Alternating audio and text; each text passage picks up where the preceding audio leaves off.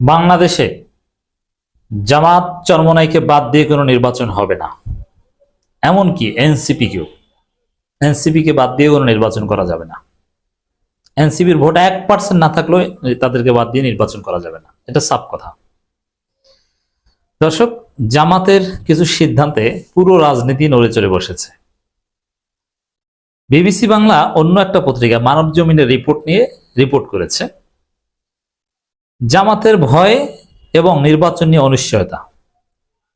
এই মানব জমিন এরা কিন্তু এখন সেই দিল্লি স্টার কিংবা বন্দের আলোর মতো আচরণ শুরু করেছে।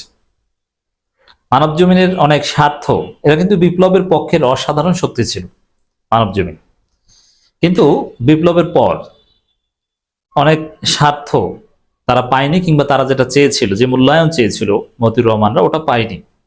মূল্যায়নটা পেয়েছে দিল্লি স্টার।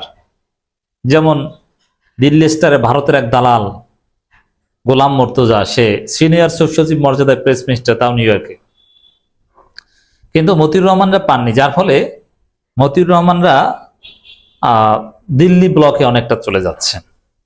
মানহাজ চেঞ্জ করতে সময় লাগে, কিন্তু ধীরে ধীরে করছেন। এটা এখন বিতর্কিত একটা পত্রিকা হয়ে উঠছে মাইন্ড ইট। আপনি যদি দেখেন 5 আগস্টের আগে মানব জমিনের চরিত্র এবং গত 3-4 মাস যাবৎ মানব জমিনের চরিত্রের মধ্যে আকাশ পাতাল পার্থক্য। এমনকি চুপ্পুর সাথে ঘনিষ্ঠ যোগাযোগ রাখেন মানব জমিনের সম্পাদক মতিউর রহমান সাহেব। সেই মানব জমিনের রিপোর্ট জামাতের ভয় এবং নির্বাচনী অনিশ্চয়তা। জামাতের কিসের ভয়? যে জামাত অল্প সিট পাবে দ্রুত নির্বাচন হলে, আর দেরিতে হলে তারা বেশি সিট পাবে। এটা ভুয়া কথা।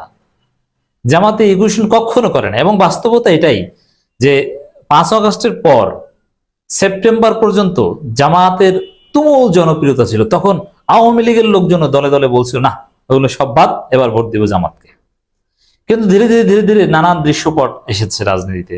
আমির জামাত তো কিছু বিতর্কিত কথা বলেছেন, প্রোপাগান্ডাও চলেছে, যার ফলে জামাতের ভোট কমেছে। আপনারা দেখেছেন না, বিভিন্ন জরিপে জামাতের ভোট কমছে।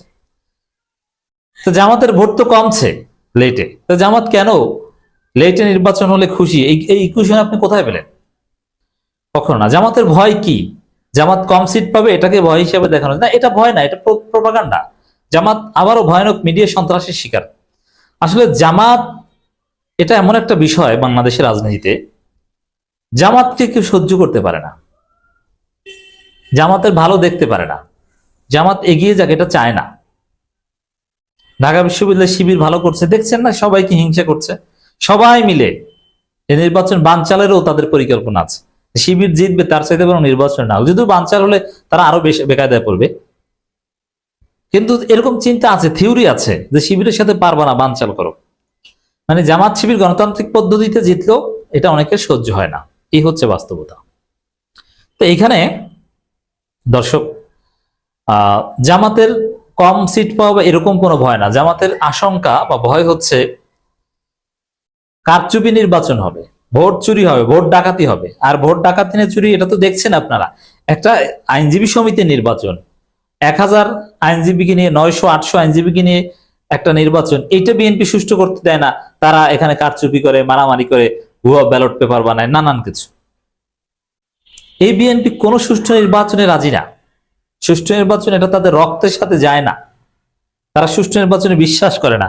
এমনকি এরা এতটাই খাইকি পার্টি, তারা যদি 99% নিশ্চিত হয় যে তারাই ক্ষমতা আসবে, তারপর 1% অনিশ্চয়তা রেখে সুষ্ঠু নির্বাচন মানবে না। 1% অনিশ্চয়তাকে নিশ্চিত করার জন্য তারা কারচুপি করবে। This is BNP. এটা জামাতের ভয় যে লেভেল প্লেইং ফিল্ড থাকতে হবে। এবং জনগণ, যেমন বিএনপি দেখছেন কি করছে, ঘরের ভিতর ঢুকে মানুষ হত্যা করছে, পাথর চাপা দিয়ে, পাথর দিয়ে আঘাত করে মানুষ হত্যা করছে, শিবিরে কোরআন ক্লাসে হামলা করছে। তো এই পরিস্থিতিতে নির্বাচন কিসের? কোন লেভেল প্লেইং ফিল্ড আছে?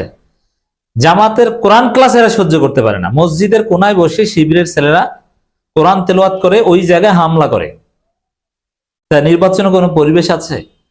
এই ধ্বজভঙ্গ প্রশাসন বিএনপির ওপেন চাঁদাবাজির বিরুদ্ধে, ওপেন সন্ত্রাসের বিরুদ্ধে কোনো ব্যবস্থা নিতে পারে না। চট্টগ্রামের বাঁশখালীতে দেখেছেন যে পুলিশ গেছে ঝামেলা নিবৃত্তি করতে, বিএনপির লোকজন পুলিশকে দাওয়া দিয়েছে, সে তার হাসপাতালে যেই পলাইছে। এরা করবে নির্বাচন। জামাতের আশঙ্কা তো এইটা যে ভোট চুরি হবে, জনগণের ভোট দিতে পারবে না। কুমিল্লা এক বিএনপি নেতা বলেছে প্রত্যেক ভোট কেন্দ্রের জন্য 300 লাঠি রেডি করে রাখো। এবং যেখানে বিএনপির পদধারী নেতারা বলছে যে দাঁড়িপাল্লায় ভোট দিয়ে ফিরতে যেন না পারে, একদম শেষ করে দিবা, হত্যা করবা। ধানের শীষ বাদে ভোট দিলে সে পাবনায় থাকতে পারবে না, তার জিভ কেটে ফেলতে হবে ধানের শীষের বিরুদ্ধে বললে, এবং ফজলুর রহমানের বিরুদ্ধে বলে হাত কেটে ফেলতে হবে। তো এই পরিস্থিতিতে আপনি কিসে নির্বাচন করবেন? জামাতের ভয়ের জায়গা তো এটা। জনগণ, আমি তো বলি যে আমি নিজে যদি কোনো কারচুপির পাতানো নির্বাচন, আমি ভোট দিতে যাব না। কেন ভোট দিতে যাব? আমি তখনই ভোট দিতে যাব যখন দেখবো যে না, শতভাগ নিরাপত্তা আছে আমার জন্য, কেউ আমাকে ডিস্টার্ব করবে না, আমি বুক ফুলে ভোট দিতে যেতে পারবো, আমি যাকে ইচ্ছা তাকে গালি দিতে পারবো, সমালোচনা করতে পারবো। এই পরিস্থিতি আসলে তখন ভোট দিব। তার আগে আমি ভোট দিতে নিজে যাব না, অন্য মানুষকে নিরুৎসাহিত করব। তো এই পরিস্থিতি তো নাই দেশে।